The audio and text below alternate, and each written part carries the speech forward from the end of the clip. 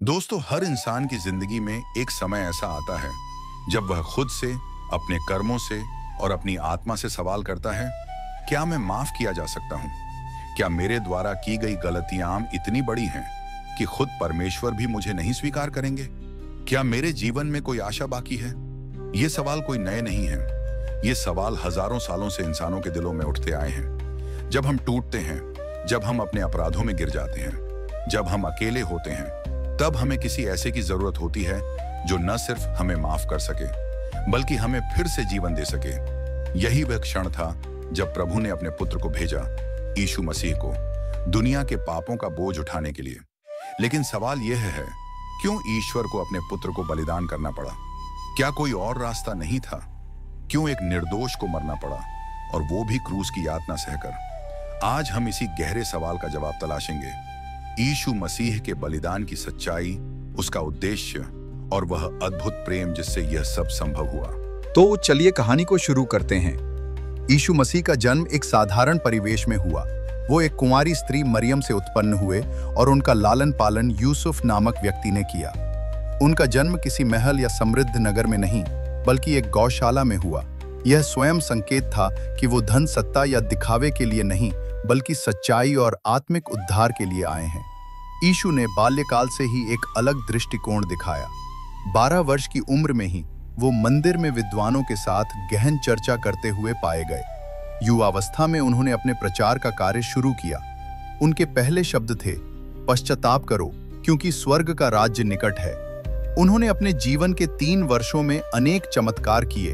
अंधों को दृष्टि दी, लंगड़ों को चलाया, कोढ़ियों को छूकर स्वस्थ किया, मरे हुओं को जीवित किया और सबसे बड़ी बात, पापियों को क्षमा प्रदान की। उनके उपदेश सीधे हृदय को छूते थे।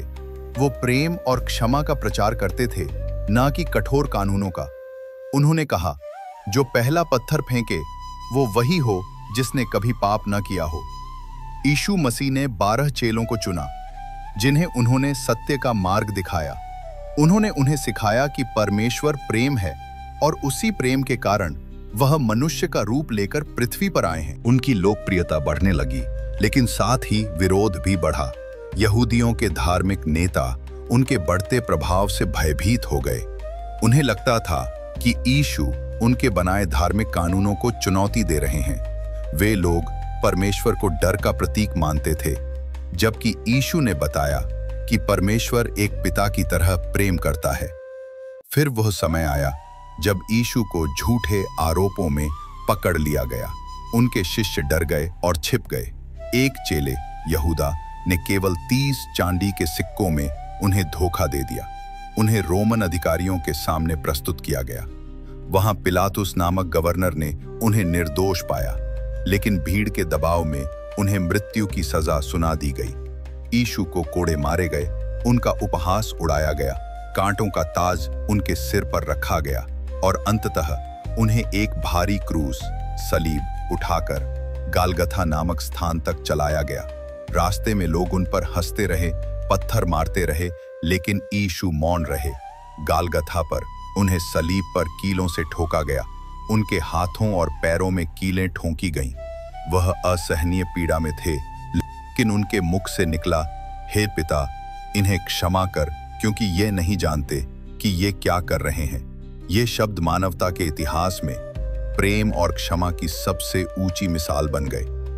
यीशु ने सलीब पर 6 घंटे तक पीड़ा सही। अंत में उन्होंने कहा, पूरा हुआ, और फिर उन्होंने अपने प्राण त्याग दिए। यीशु की मृत्यु केवल एक व्यक्ति की मृत्यु नहीं थी, ये समस्त मानव जाति के लिए एक बलिदान था। उन्होंने अपने लहू से उन सभी पापों को धो दिया जिन्हें इंसान अपने कर्मों से नहीं मिटा सकता था। अब उस समय की एक सच्ची कहानी पर ध्यान दीजिए, जो इस बलिदान को और गहराई से समझने में मदद करेगी। उदाहरण, राहेल एक युवती थी जो यरूशलेम के एक साधारण परिवार से थी। वो धार्मिक परंपराओं में पली बढ़ी थी, लेकिन उसका मन हमेशा सवाल करता था, क्या सच्चा परमेश्वर केवल बलिदानों और नियमों में है? वह अक्सर मंदिर जाती थी, लेकिन शांति नहीं पाती थी। हम पहले भाग में आपने जाना कि यीशु मसीह ने किस प्रकार बिना किसी अपराध के मानव जाति के उद्धार के लिए अपना जीवन बलिदान कर दिया। लेकिन यीशु की कहानी केवल क्रूस पर खत्म नहीं होती। दरअसल वही क्षण इस कहानी की शुरुआत थी, एक ऐसी शुरुआत जो मृत्यु के पार अनंत जीवन और आत्मा की मुक्ति की राह खोलती है। यीशु मसीह का पुनरुत्थान यानी मृतकों में से जी उठना केवल एक चमत्कार नहीं था, ये मानव इतिहास की सबसे निर्णायक घटना थी। ये वो सत्य था जिसने दुनिया के करोड़ों लोगों को एक नई आशा दी, उनके जीवन को अर्थपूर्ण बना दिया और उन्हें यह विश्वास दिलाया कि मृत्यु ही सब कुछ नहीं है। जब यीशु को क्रूस पर चढ़ाया गया था तो उनके अनुयायियों का विश्वास टूट गया था। वे निराश थे, डरे हुए थे और उन्हें यह लगने लगा था कि शायद सब खत्म हो गया है। उनके शिष्य छिप गए, यहूदियों की भीड़ में से कुछ ने खुशियां मनाई और रोमन सैनिकों ने मान लिया कि उन्होंने एक विद्रोही को खत्म कर दिया। लेकिन ईश्वर की योजना इंसान की योजना से कहीं अधिक गूढ़ और शक्तिशाली होती है। यीशु के मरने के बाद उनका शरीर एक अमीर आदमी यूसुफ अरिमथिया द्वारा ली गई कब्र में रखा गया। उस कब्र पर एक बड़ा पत्थर लुढ़का दिया गया और रोमन सैनिकों ने उसकी निगरानी की। धार्मिक नेताओं को डर था कि कहीं उनके शिष्य आकर यह दावा न कर दें कि वो जीवित हो उठे हैं। इसलिए उन्होंने पहरेदारी के सख्त इंतजाम करवाए। लेकिन तीसरे दिन सुबह सवेरे कुछ महिलाएं, जिनमें मरियम मगदलीनी प्रमुख थीं, कब्र पर आईं ताकि वे पारंपरिक रीति से शव पर सुगंधित तेल चढ़ा सकें। जब वे वहां पहुंची तो उन्होंने देखा कि पत्थर लुढ़का हुआ है और कब्र खाली है। वे घबरा गए। एक स्वर्गदूत उनके सामने प्रकट हुआ और कहा, तुम जीवित को मृतकों में क्यों ढूंढ रही हो? वो यहां नहीं है, वो जी उठे हैं, जैसा उन्होंने कहा था। यह वाक्य ईसाई धर्म के केंद्र में है। यह केवल एक घोषणा नहीं थी, यह पूरे विश्व के लिए एक नया संदेश था। मृत्यु की शक्ति अब अंतिम नहीं रही। यीशु मसीह के पुनरुत्थान ने यह सिद्ध किया कि उनका बलिदान व्यर्थ नहीं गया। यह उनके ईश्वरत्व का प्रमाण था। यह इस बात का संकेत था कि उन्होंने न केवल शारीरिक रूप से बल्कि आत्मिक रूप से पाप और मृत्यु पर भी विजय प्राप्त की है। इसके बाद यीशु ने अपने अनुयायियों को अनेक बार दर्शन दिए। सबसे पहले उन्होंने मरियम मगदलीनी को देखा, जिसने उन्हें पहचानने में कुछ क्षण लिए। फिर उन्होंने 2 चेलों को रास्ते में दर्शन दिए जब वे एम्माउस जा रहे थे। उन्होंने उन्हें शास्त्रों की व्याख्या करते हुए बताया कि मसीह का दुख भोगना और महिमा में प्रवेश करना पहले से लिखा गया था। फिर उन्होंने अपने शिष्यों के समूह को दर्शन दिया। उस समय थॉमस नामक चेला उपस्थित नहीं था। जब शिष्यों ने उसे बताया कि यीशु जीवित हैं, तो उसने विश्वास नहीं किया। उसने कहा, जब तक मैं उनके हाथों में कीलों के निशान न देख लूं और अपनी उंगली से छू न लूं, मैं विश्वास नहीं करूंगा। 1 सप्ताह बाद यीशु फिर प्रकट हुए और थॉमस को यही करने के लिए आमंत्रित किया। थॉमस ने उन्हें देखते ही कहा, हे मेरे प्रभु, हे मेरे परमेश्वर। यीशु ने जवाब दिया, तू मुझे देखकर विश्वास करता है। धन्य हैं वे जो बिना देखे विश्वास करते हैं।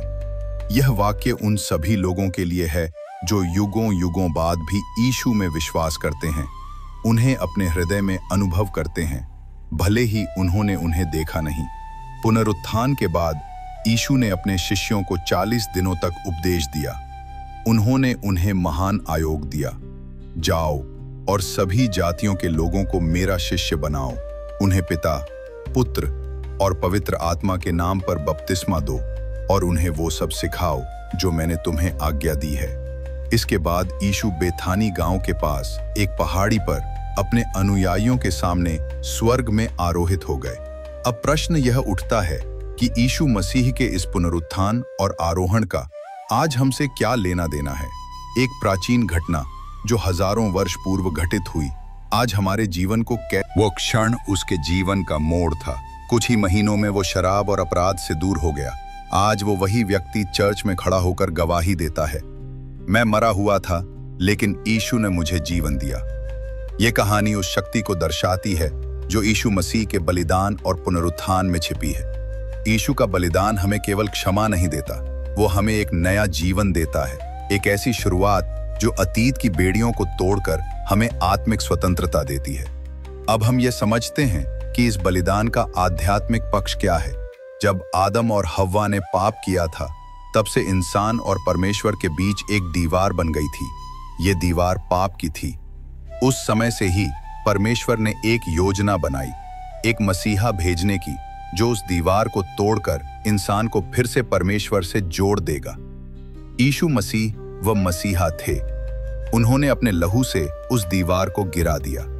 इसलिए यीशु ने कहा, मैं द्वार हूं, जो मेरे द्वारा प्रवेश करेगा वह उद्धार पाएगा। वह द्वार हमें केवल धर्म के नियमों से नहीं, बल्कि प्रेम के संबंध से जोड़ता है।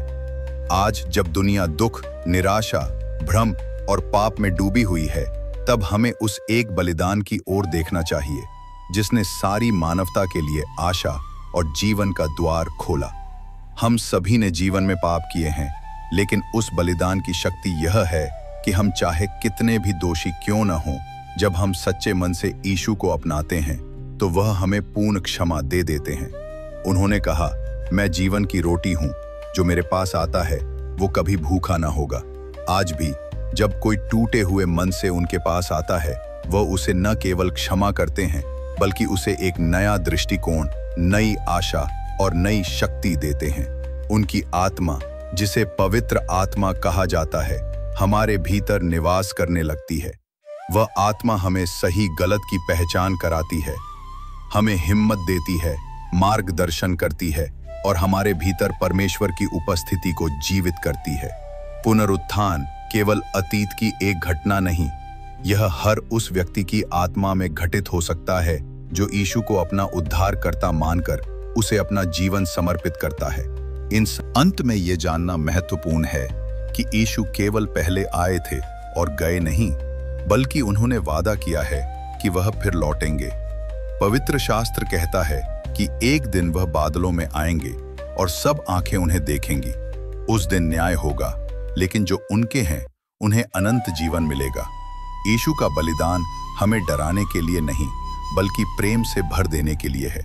उन्होंने यह दिखाया कि परमेश्वर अपने पुत्र को दे सकता है, तो वह हमसे कितना प्रेम करता होगा। अब समय है कि हम उस प्रेम को समझें, स्वीकार करें और उसे अपने जीवन का हिस्सा बनाएं।